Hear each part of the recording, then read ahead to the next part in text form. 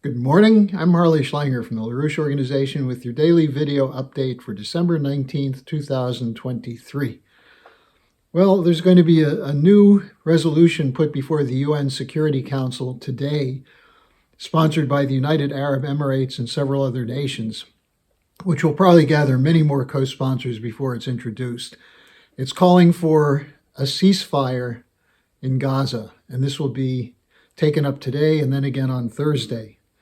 Now, there's momentum building both for this call for a ceasefire, but also for the proposal from the Chinese for a comprehensive peace conference to not just end the fighting, but to resolve some of the problems, including return to a viable two-state solution for Israel and the Palestinians to live together on the land in peace. Now, at the same time, there's growing isolation of Israel and the United States. The last major UN Security Council resolution was vetoed by the United States, and then in the UN General Assembly, when there was an overwhelming vote for a ceasefire, the United States was one of 10 nations that voted against it. Now, even the United Kingdom and Germany issued a call for a ceasefire. The foreign ministers Cameron and Baerbock. But unfortunately, it was typical doublespeak, a classic cover-your-ass approach. They said, we need a ceasefire, but it must be sustainable, or else it will break down, and if it breaks down, the killing will start again. So what are they saying? They're saying the killing should continue so you don't risk having a ceasefire break down? This is completely absurd, and it shows the extent to which the UK and Germany are siding with the United States and the war parties for a continuation of the war. Meanwhile, the killing is continuing. There are reports today that Israeli Defense Forces snipers shot and killed 2 women inside the Holy Family Catholic Church in Gaza. This is a church that's one of the sanctuaries. It has 60-something disabled people who live there. There are people who have gathered there supposedly under protection of a sanctuary, and yet the IDF allegedly fired in and killed 2 women and wounded 7 others. This led to a rare, strong statement from the Pope, who said, "This is not war, this is terrorism." Now, this comes only days after the Israel Defense Forces shot and killed 3 hostages who had escaped from Hamas, who were shirtless, running out with a white flag, trying to surrender to the IDF, and they were shot and killed.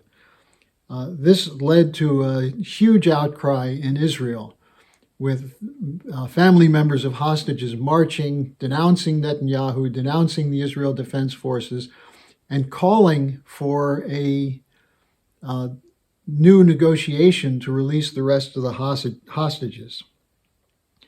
Now, those in Gaza not killed by bombs, snipers, drones, and other kinds of technologies face threats from hunger, now malnutrition, and disease. U.S. Defense Secretary Austin was in Israel yesterday, pushing this line that Israel must switch from high-intensity killing to low-intensity killing. That is, more precise targeting that only kills terrorists and not civilians. And at the same time, he pledged to provide more weapons to Israel and insisted that the U.S. maintains a steadfast commitment to support for Israel. So again, you see the doublespeak. Why should Netanyahu listen to Austin if he's going to continue to pledge weapons? If you want Netanyahu to listen, you have to say something that will affect him and affect Israel.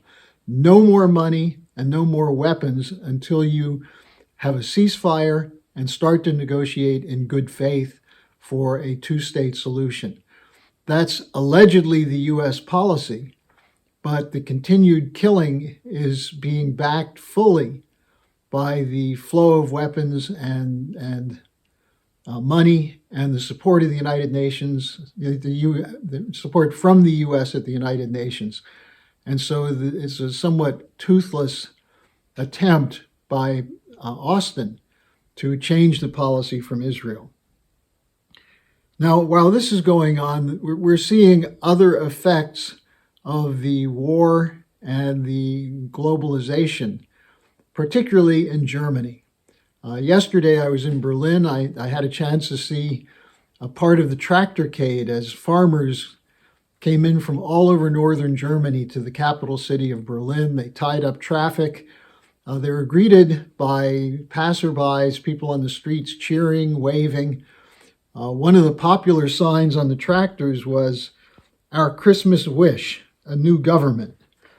Now, the farmers were in the tractorcade because in order to save money because of the growing deficit in Germany, budget deficit, the government threatened to cut subsidies for diesel fuel. Farmers need diesel fuel. That's how tractors work. But it's not just the diesel fuel question, that if you cut the subsidies, the prices will go up and farmers will have to go out of business. Every aspect of farming, including fertilizer, which depends on natural gas, is more expensive and threatening the livelihood of farmers. So the overall European Union policy towards agriculture is against farming. We see it in the Netherlands. We see it in other countries where farmers are going broke.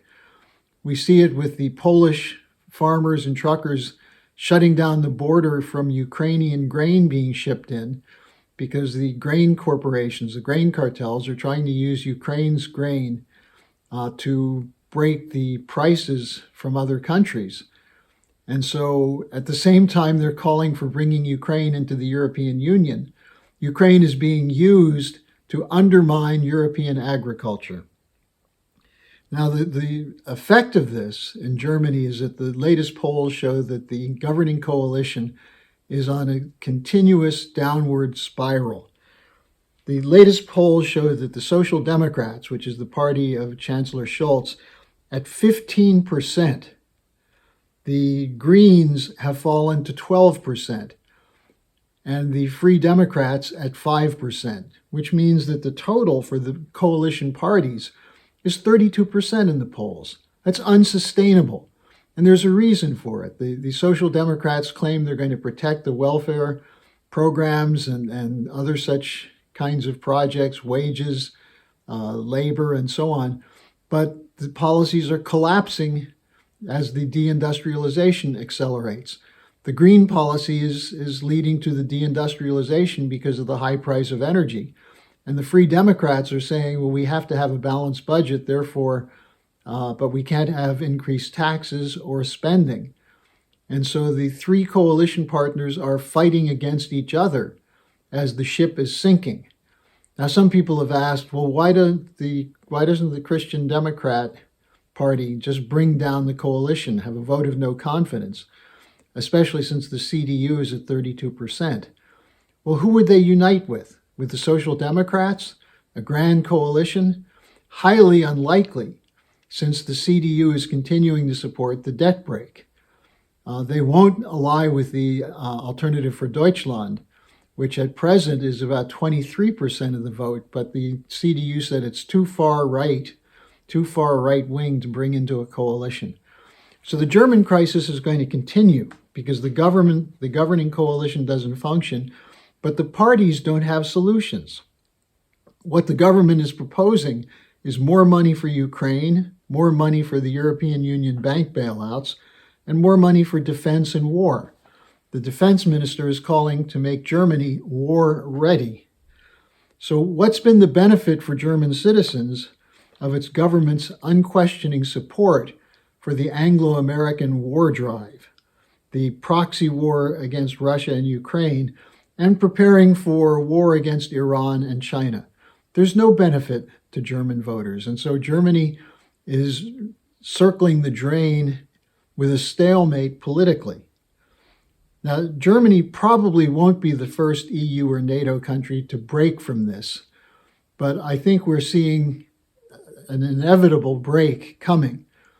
The only question is, what would be the alternative?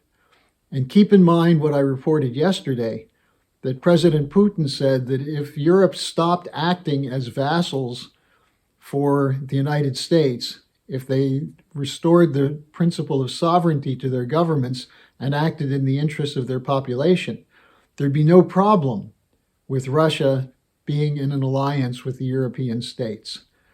So that's where things stand now. Thanks for joining me today, and I'll be back with you again tomorrow.